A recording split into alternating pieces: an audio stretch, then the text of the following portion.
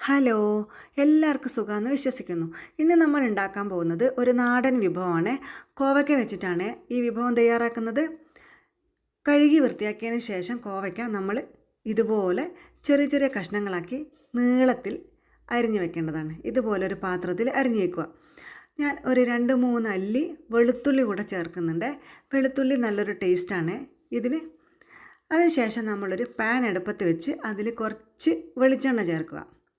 വെളിച്ചെണ്ണ ചേർത്തതിന് ശേഷം അതിൻ്റെ അകത്ത് അല്പം കടുകും മുന്നേ നമ്മൾ എടുത്തു വെച്ചിരിക്കുന്ന ചെറിയ ചെറിയ കഷ്ണങ്ങളാക്കി എടുത്തു വെച്ചിരിക്കുന്ന വെളുത്തുള്ളിയും 2-3 ഇല കറിവേപ്പിലയും ഒരു പച്ചമുളകും ചേർത്ത് വഴറ്റണം. അതിലേക്ക് നമ്മൾ കുറച്ച് ചെറിയ ഉള്ളിയും കൂടെ അരിഞ്ഞു വെച്ചിട്ടുണ്ടായിരുന്നേ, അതും കൂടെ ചേർക്കുക.